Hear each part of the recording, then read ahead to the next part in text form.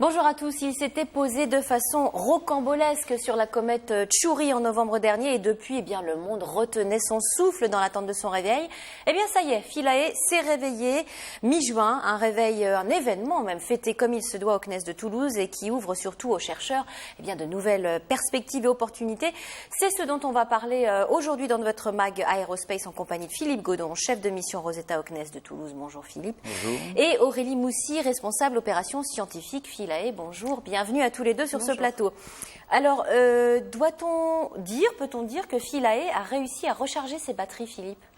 Pas tout à fait. Il a réussi à communiquer avec nous, communiquer avec Rosetta, et Rosetta a retransmis les données, mais il avait suffisamment d'énergie pour communiquer, mais pas encore pour recharger les batteries. Alors, on va revenir dans un instant sur ces résultats de ces toutes premières communications avec Philae, mais moi j'ai quand même envie de vous demander à l'un et à l'autre pourquoi c'est si important que Philae se soit réveillé pour la mission Rosetta. Premièrement, ça faisait 7 mois quand même qu'on était sans nouvelles. Ouais. Donc on pouvait s'interroger et se dire que les panneaux solaires pouvaient être recouverts de poussière. Il était instable, donc il aurait pu changer de position. Il aurait pu être soulevé par le fameux dégazage de la comète.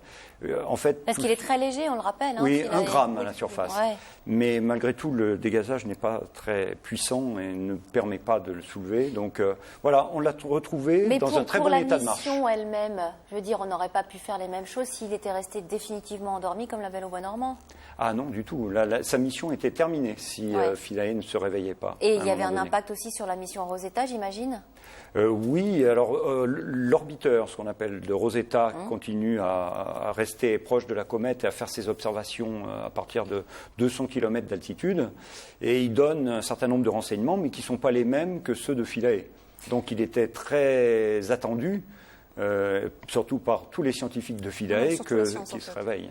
Mais parce que aussi le but principal la mission était dessinée en 2 parties, effectivement. Oui. Les 3 premiers jours. Rosetta d'un côté et Philae de l'autre. Et Philae avait 2 parties bien distinctes. Les premiers jours, une fois posé sur la comète avec l'énergie principale de la pile principale qui permettait de faire un maximum de choses.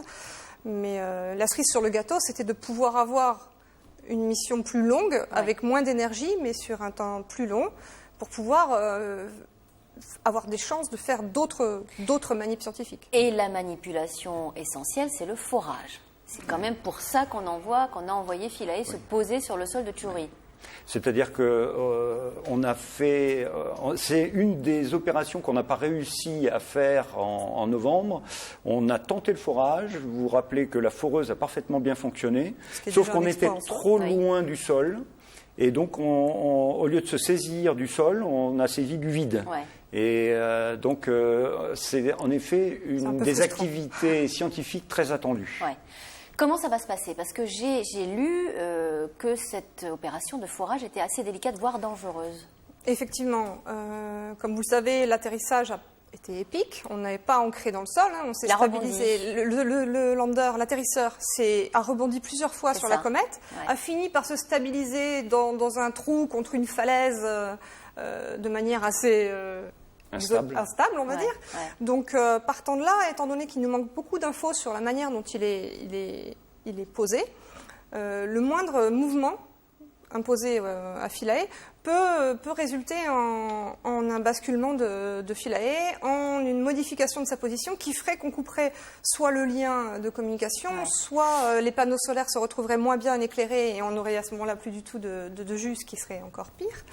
Donc, ce que vous nous dites, en fait, Aurélie, c'est que pour vraiment démarrer et initier cette opération de forage, il faut déplacer un petit peu Philae, c'est ça ? Il n'est pas très bien positionné aujourd'hui ? Alors, la première étape, on l'a localisé, on ne l'a pas rappelé, mais ça y est, il est localisé. Donc, la première étape, ça va déjà être de prendre des images pour essayer d'avoir une vue d'ensemble de la situation, avant de décider de tourner, parce que comme Philippe l'a dit, la première tentative en FSS, le sol pour les 3 premiers jours, le sol était trop loin de la foreuse. Donc là, il faut les experts ont analysé et l'idéal serait de tourner légèrement le corps de Philae pour mettre la foreuse au-dessus d'une zone qui est plus élevée. Le sol est irrégulier et on essaye de se retrouver au-dessus d'une petite butte pour atteindre le sol. Et en faisant ça, on risque que Philae reparte dans les airs ? Non, parce qu'on a déjà fait une rotation au mois de novembre, une rotation qui est pour améliorer l'ensoleillement de Philae sur ses panneaux solaires. Ses panneaux solaires, et elle a eu lieu, elle a réussi.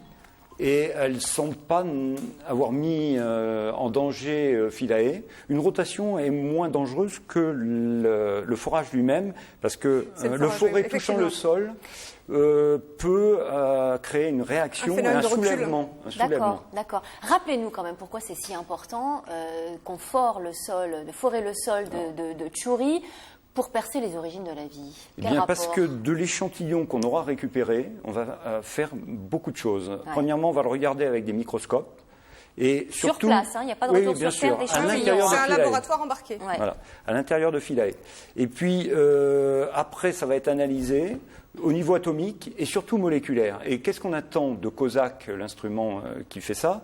C'est d'avoir des molécules complexes, peut-être des molécules organiques, c'est sûr, et peut-être prébiotiques, c'est-à-dire des acides aminés, des molécules vraiment complexes qui sont potentiellement à l'origine de la vie sur Terre. Donc on peut s'attendre à une découverte majeure au cours des prochaines semaines? Effectivement. Parce que ce qui est important de savoir, c'est que pour l'instant, les missions qui ont visé à analyser les comètes se sont contentées d'analyser les particules piégées à distance de la comète. Donc déjà modifiées par le rayonnement, par l'éjection, tout un tas de phénomènes ont déjà abîmé, entre guillemets, les molécules. C'est la première fois qu'on va pouvoir aller les chercher vraiment à la source intactes. Ouais. Et je rappelle qu'on a quelques semaines, on a quelques mois même, on se donne quoi, jusqu'au mois d'octobre, c'est ça, Philippe ? Jusqu'au mois d'octobre. S'il se réveille au mois de juin, on devrait pouvoir vraiment commencer à faire des opérations scientifiques à partir de début juillet. Donc juillet, août, septembre et certainement octobre. Voilà. C'est là où on estime quoi c'est-à-dire que vous savez que la comète se rapproche du Soleil, donc l'optimum, ce qu'on appelle le périhélie, se trouve au mois d'août, et après elle va repartir dans l'espace et s'éloigner à nouveau du Soleil. Donc à nouveau on aura un manque d'énergie. Mais pourtant il aura rechargé ses panneaux solaires à fond. Oui, mais c'est très très peu. Il faut voir qu'on remplit une batterie qui fait 100 Wh, c'est-à-dire de quoi éclairer une lampe de 100 watts pendant 1 heure. Est-ce qu'on n'a pas sous-estimé le chargement en batterie? Est-ce qu'on n'aurait pas dû en envoyer plus sur Philae? Si, ça serait. Mais alors, c'est la conception de Philae qui est tout à revoir à ce moment-là. L'idée, ça aurait été plus lourd, donc plus difficile à embarquer sur une mission. À faire atterrir, etc. On a un petit atterrisseur, donc tout est conçu en fonction de son volume, de sa masse, etc. Il y aura un petit frère de Philae? Oui, qui lui ressemblera certainement pas vraiment, parce qu'il a été vraiment conçu pour une comète, et peut-être que d'ailleurs la prochaine génération ne sera pas de rester sur la comète, mais que l'atterrisseur fasse un échantillon, et puis le ramène sur Terre, revienne sur Terre avec. Ça, c'est les prochains projets scientifiques. Alors, pour revenir à notre petit lander, qu'est-ce qu'on a appris depuis qu'il s'est réveillé? Il y a quand même quelques données scientifiques là, que vous avez pu recueillir au CNES? De l'atterrisseur pas scientifique. Peut-être en termes d'énergie? On a surtout appris qu'il allait bien, ce qui est déjà une bonne nouvelle en soi. Ensuite, température interne. On a des données de base, on va dire, parce que là, il est en veille, en fait. Aucune activité scientifique n'est réalisée. Oui, donc et n'est même programmé. Voilà. Il ne peut même être programmé tant qu'on ne l'a pas reconfiguré. D'accord, alors ça c'est important, c'est-à-dire qu'il est réveillé, pour autant il ne peut pas travailler, il faut le reconfigurer entièrement. Effectivement. Pour le moment, si vous voulez, on n'a pas pris la main sur lui. Il est encore autonome et quand il a suffisamment d'énergie, il tente une communication avec Rosetta. Et si Rosetta est là, la communication s'établit, il nous envoie des données. Alors mais on a très très peu de données. On a eu 4 minutes de communication et sur ces 4 minutes, il y avait une minute et demie seulement d'utile. Donc ce que vous êtes en train de nous dire, c'est que la communication entre Philae et Rosetta n'est pas optimale aujourd'hui. Non. Et ce qu'on essaye de faire, c'est une négociation avec nos collègues de l'ESA, c'est de l'améliorer. C'est-à-dire de rapprocher Rosetta de Tchouri. Oui, il y a deux choses possibles. Sachant qu'on avait pris un risque le mois dernier. On était à 200 km, on voudrait le rapprocher au moins à 150. On a trouvé un compromis hier ou avant-hier pour 180 pour le moment, en termes de distance. À partir d'aujourd'hui, et puis, on voudrait aussi le positionner dans l'axe des antennes de Philae, parce que c'est là où on reçoit un signal le meilleur. Et le phaser. Mais Philippe, Aurélie, il y a un risque quand même, parce que la comète dégaze. Il y a un mois de ça, Rosetta a eu quelques dégâts juste parce qu'elle était très proche de la comète. C'est pourquoi c'est une négociation. Nous, on souhaiterait pour Philae qu'il soit le plus proche possible, mais c'est un risque pour Rosetta de s'approcher. Quand est-ce que vous serez en mesure d'avoir la décision, de savoir si on se rapproche de... Alors, il y a déjà eu une décision prise.